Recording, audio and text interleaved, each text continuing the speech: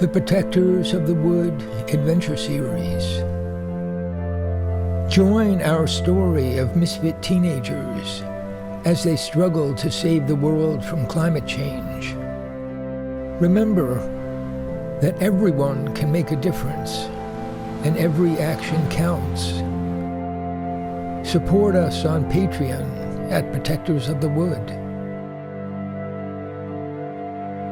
Episode number 78, The Riot at the Haunted House.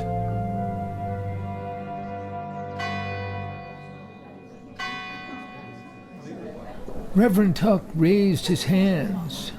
People of Middletown! People of Middletown! Hello, people of Middletown! The talk died down. I am offering this church for a town meeting in an effort to come together as a community to deal with the problems before us. But let me remind you that we are in the house of God, and we should conduct ourselves with respect. People were continuing to crowd in through the open doors. There are many problems that none of us can solve alone. Our community, all of us together, must take this opportunity to bring good into our world. Well, if you get punched, you punch back.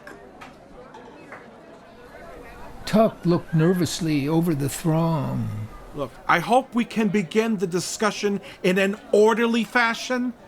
I'll ask you not to speak unless called upon. A number of hands shot up. Officer Harley. The policeman, well known and respected, stood up and said, Reverend Tuck, it seems to me that people are getting carried away over nothing. People are afraid of thunder. They're calling the clouds a witch and the storm a magic spell. I think everyone should just calm down and go home. We can't go home. We're trapped in here. That was something in the sky. That storm's not natural. We've got a right to protect ourselves, and if you police can't do it, well, just see what happens. Tuck did not reply, but called on a white-haired man in the front row. Tom Winkle. Well, with all due respect, I'm not a lawyer, and perhaps some young hotshots know better than I. But I can't think of any laws that's been broken, except for the reckless driving. Maybe we don't need 18-wheelers turning right off Hobart onto Bridge Avenue. A man stood up and shouted across the hall. People recognized the voice of Will Connolly. It's revenge! Revenge for arresting Sammy and the Hoods! Look at the situation! The police shut down the coffee shop and the toy store. They arrest Sammy and the Hoods. And what happens? This freak storm comes out of the forest. The traffic all over town freezes.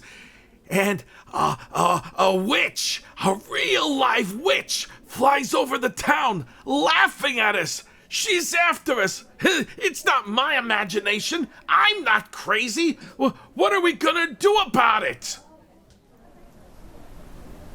The man remained standing, looking over the audience with wild eyes. A group stood up and cheered, and many more stood up to be able to see. You get punched, you punch back. More people stood up and cheered and yelled. Yeah, what are we gonna do about it, huh? Oh, just shut up so I can hear. What are we doing here anyway? This won't solve anything. Let's get out of here. Reverend Tuck raised his hands.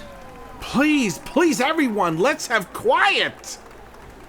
The noise began to calm down, but then another voice shouted across the sanctuary. This is going nowhere.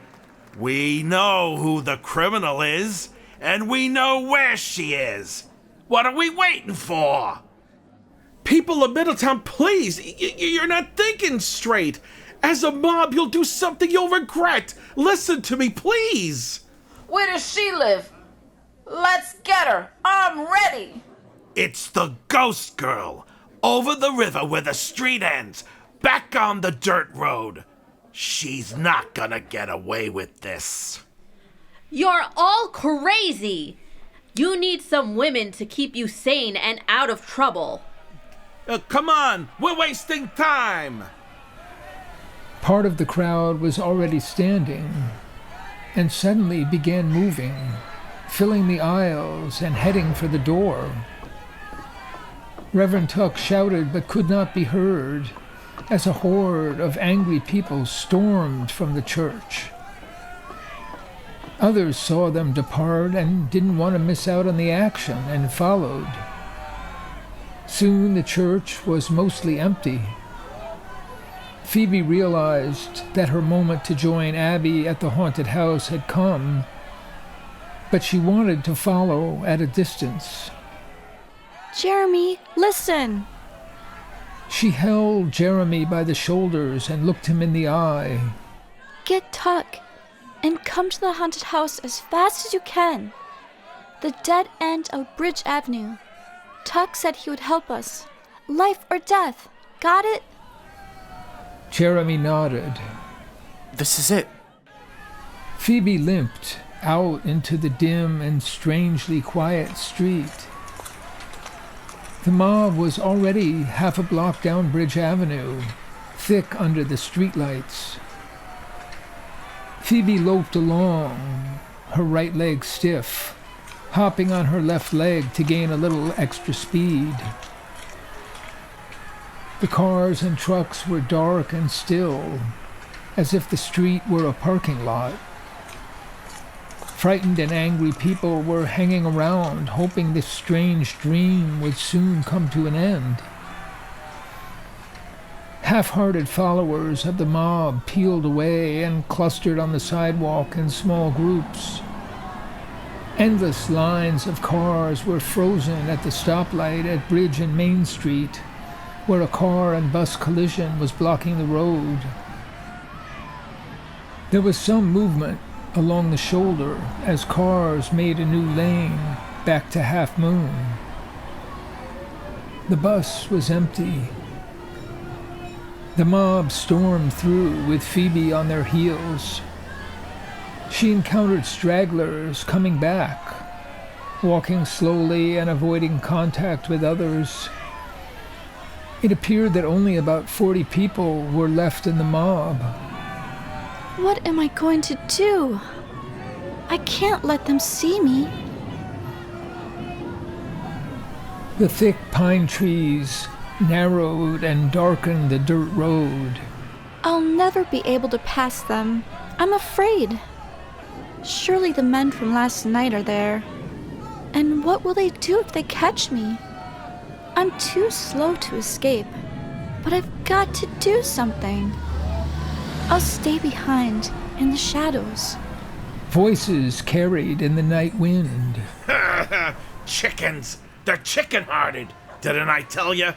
Let them go. Who needs them? They're talking about the ghost dogs.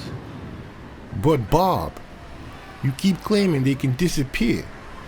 And if you could catch someone, what good would that do? You'll see. I've got an idea. Burn them all. Bentley said something in a low tone Phoebe couldn't catch. Hey, what's that? Nothing you want to hear, Marcus. Wait, you're planning to burn them out? Phoebe's heart leaped into her throat. Oh, nothing like that. Hey, are you chickening out too? Yeah, that's right. Count me out. Hey, ease up, Bob. He's just a kid. Yeah. Bob Bentley, you've lost your head. You leave that boy alone. Hey, I take no orders. This is my job. You need help, Bob. And I'm the one that takes no orders. Hey, Marcus, you hear that? Marsha's got your back. Oh, shut up, Mitch. You're in trouble already. You might find you don't even have a job. The shadowy group slowed down and came to a stop. Phoebe slipped into the pine trees on the side. Look, Marcus, you're in this whether you like it or not. If an accident happens, we can't have you telling on us. Yeah, I wouldn't do that. Oh, of course you wouldn't. But we'll just make sure by having you with us. Right, Will? Yeah, right. We stick together. The group of shadows slowly started to move again, their voices lower than before. Phoebe moved up close, desperately looking for a way to arrive at the door of the haunted house before the mob. On they walked. Thunder rolled again, closer than before. Phoebe followed the curve in the road, keeping the voices ahead. The scent of the pines was bitter all around her. The frantic yapping and growling of the dogs echoed on the wind and filled her with hope. Oh no! Is it the ghost dogs? Again? Those are just ordinary dogs after all. Slowly, they moved onto the lawn, and Phoebe slipped through on the right along the fringe of trees. Around the edge she went, and hid behind the ancient maple tree near the side of the house. I tell you, we need lights for this to work. You weren't here last night, so you don't know. We gotta have some light. Phoebe realized they were piling up the loose sticks and leaves and branches that covered the lawn. Soon, a fire cackled and spread. The flames leaped up, swirling in a gust of wind that bent the branches of the trees. Oh my God. Please help us. Jeremy, bring Reverend Tuck.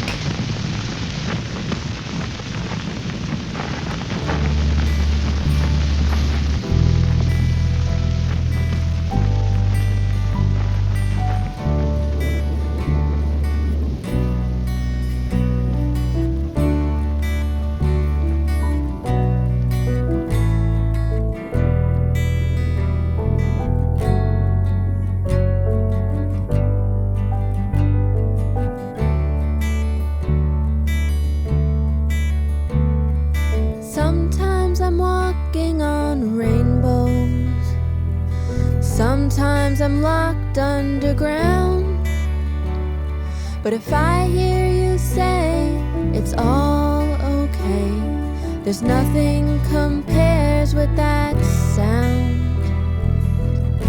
I'm lost, but now I'm found. God help the shape that I'm in. The shape that I'm in. Just come back to me. I'll be yours for free. I'll do all the good I can do.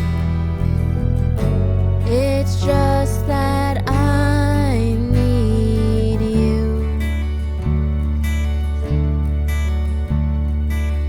I care about a lot of things, I guess. I try and I try just to do my best. But if it's not right with you, there's nothing I can do.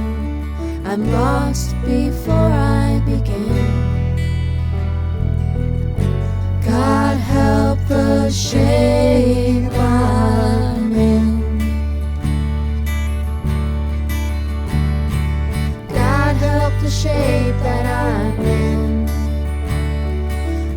Help the shape that I'm in.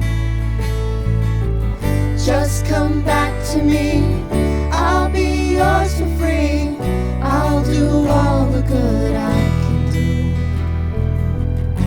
It's just that I need you.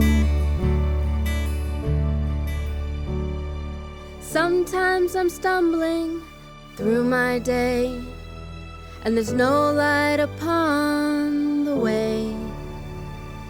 There's nothing I can see, it's dark as can be. Hold my hand and see me through. I'm lost if I don't have you. God help the shape that I'm in.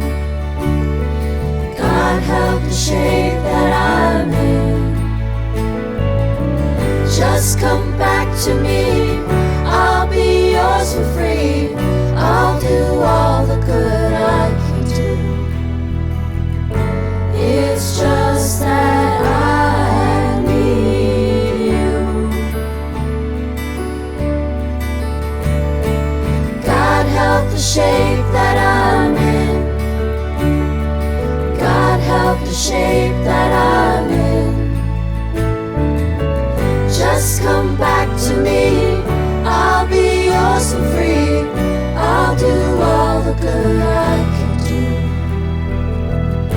It's just that I need you.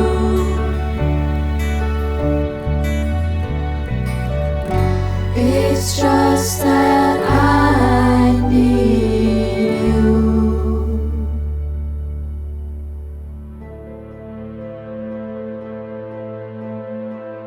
Thanks for listening to the Protectors of the Wood podcast. Find all our podcasts, songs, and projects on our website, protectorsofthewood.com. And to all the eco-warriors out there, remember that everyone can make a difference and every action counts.